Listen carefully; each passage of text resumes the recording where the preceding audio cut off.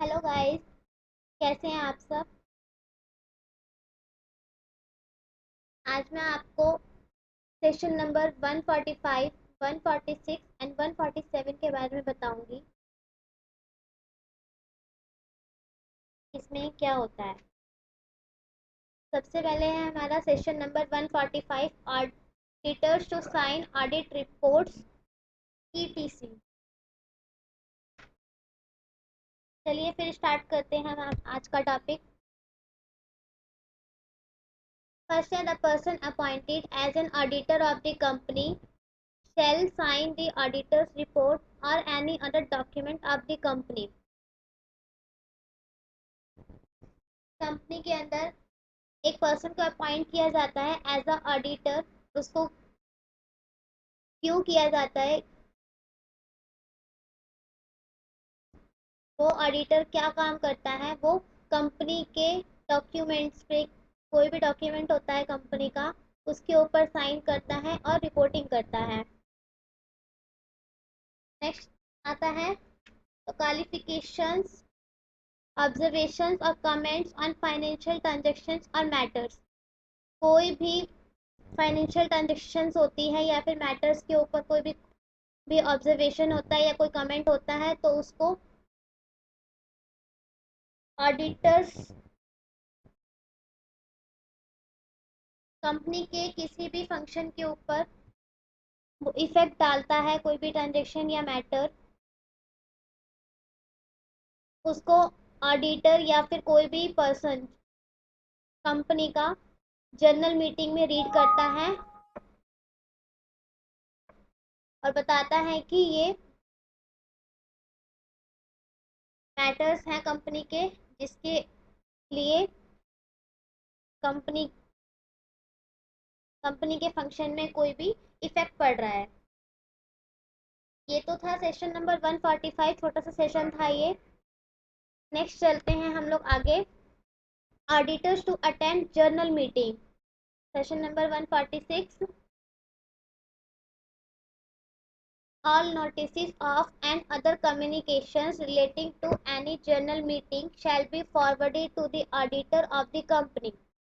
सारे के सारे इसमें बताया गया है, सारे के सारे जो नोटिस होते हैं कंपनी के रिलेटिंग टू जनरल मीटिंग, सारे के सारे ऑडिटर्स को फॉरवर्ड किए जाते हैं सारे notice.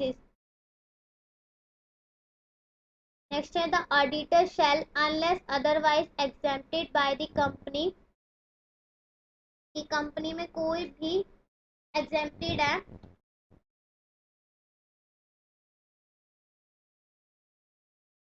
attend either by himself or through his authorized representative, who shall also be qualified to be an auditor।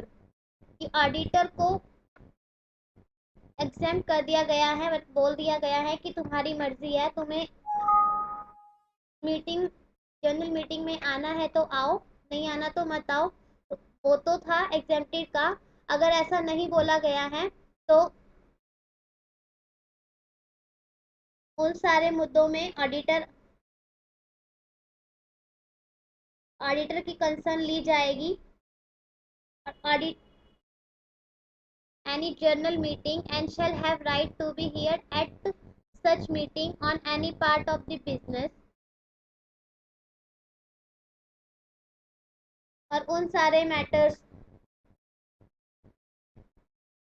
Matters को ऑडिटर को राइट होता है सुनने का। बट ऐसे कुछ डिसीजन हो रहे होते हैं, जैसे कि हमारे बिजनेस से रिलेटिंग कोई डिस्कशन हो रहे हैं या फिर एक्सपेंशन के ऊपर हो रहे हैं या फिर न्यू प्रोजेक्ट्स को लेकर कोई डिस्कशन हो रहा है, तो उस मुद्दों को ऑडिटर को सुनने का मौका नहीं मिलता। लेकिन बाकी जो भी ऑडिटर से रिलेटेड कंसर्न होते हैं वो सारे के सारे वो सारे के सारे कंसर्न ऑडिटर को सुनने का राइट है। ये तो था सेशन नंबर 146। इसमें सिर्फ दो ही पॉइंट थे। आगे चलते हैं हम लोग। Session number 147, punishment for contravention. कि अगर कोई भी मतलब प्रोविजन में ऑडिटर से कुछ भी गलती हो जाती है या फिर गलती से कुछ भी हो जाता है तो उसके ऊपर क्या पनिशमेंट मिलती है। If any of the provisions of section 139 to 146, सारे के सारे जो प्रोविजंस है ऑडिटर से रिलेटिंग 139 से लेकर 146 तक, अगर कंपनी शैल बी पनिशेबल, तो कंपनी उनको पनिश करती है और फाइन लगाती है उनके ऊपर। सबसे फर्स्ट पॉइंट आता है ऑफिसर टू द कंपनी, कि कंपनी के ऑफिसर्स के द्वारा कुछ भी ऐसा डिफॉल्ट हुआ है तो उसके ऊपर कितना पनिशमेंट लगता है। तो उसके ऊपर मिनिमम तो 25,000 लगते हैं, बीच में एक्सटेंड टू 5 लाख रुपीज और मैक्सिमम 5 लाख तक लगते हैं अकॉर्डिंग टू सेशन 147।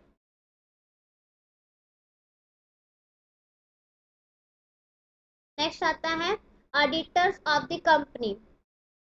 ऑडिटर्स के ऊपर कितना चार्ज लगता है, कंपनी के द्वारा कितना चार्ज किया जाता है, कितना फाइन लगता है। मैं ऑडिटर्स ऑफ अ कंपनी क्या होते हैं, इसमें दो पार्ट आते हैं।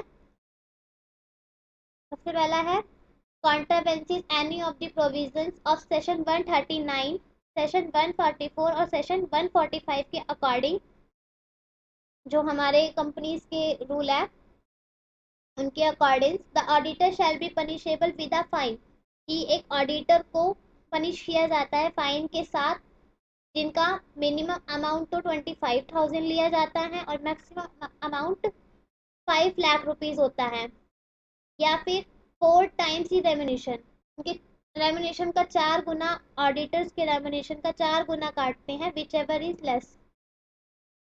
अगला आता है if an auditor has contravened such provisions knowingly और wilfully with the intention to deceive the company, यदि ऑडिटर जानबूझ के किसी प्रोविजन में गलती करता है या विलफुली करता है और इस इंटेंशन से करता है कि कंपनी को कोई हानि पहुंचाए, और इट्स शेयर होल्डर्स और क्रेडिटर्स और टैक्स अथॉरिटीज, जिससे कि शेयर होल्डर्स को या फिर क्रेडिटर्स को या फिर टैक्स अथॉरिटीज को कोई डिफॉल्ट होता है तो उसके लिए भी पनिश किया जाता है ऑडिटर को। और उसके लिए पनिशेबल क्या होता है, he shall be punishable with imprisonment for a term which may extend to 1 year, 1 साल के लिए उसको जेल भी हो सकती है और साथ के साथ उसे फाइन भी देना पड़ता है।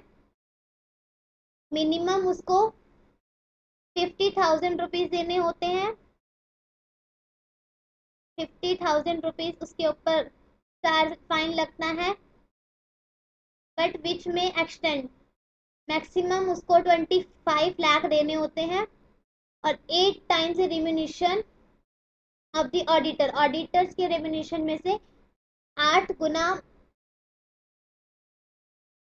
8 गुना अमाउंट ऑडिटर्स को देना होता है, अपने रिम्यूनेशन में से 8 गुना अमाउंट देना होता है, विच एवर इज लेस, जो उससे कम होगा।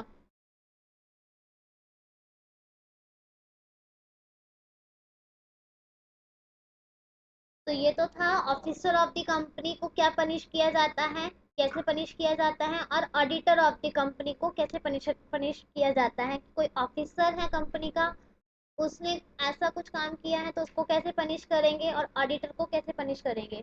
तो अब आगे चलते हैं हम।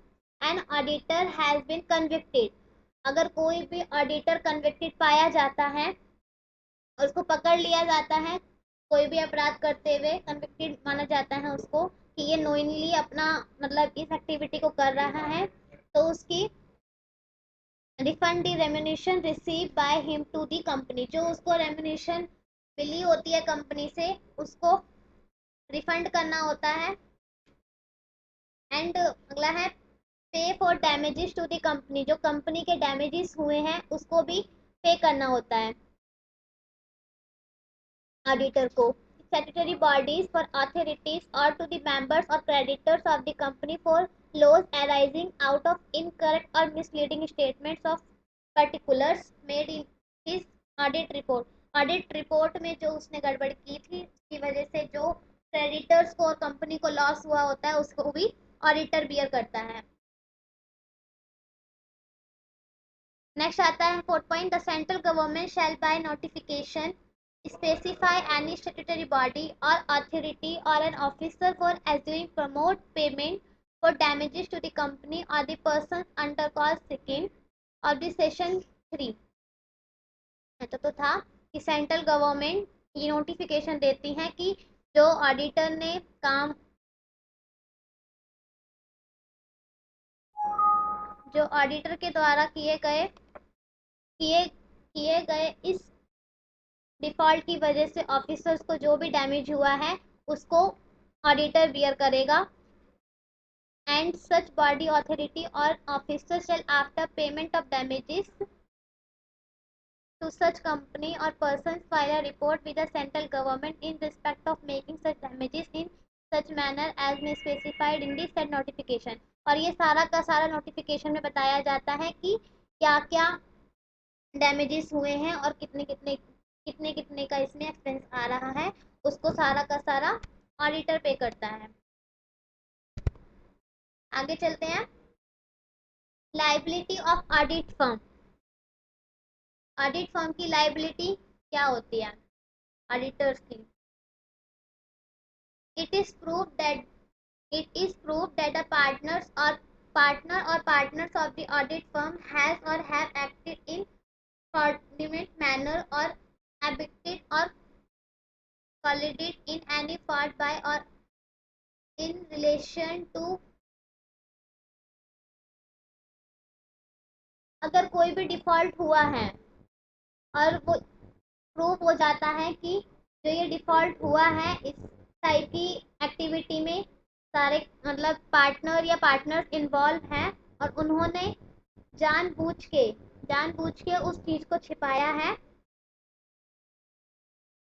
किसी भी चीज को छिपाया है ऑडिट फर्म के लिए, तो उस टाइम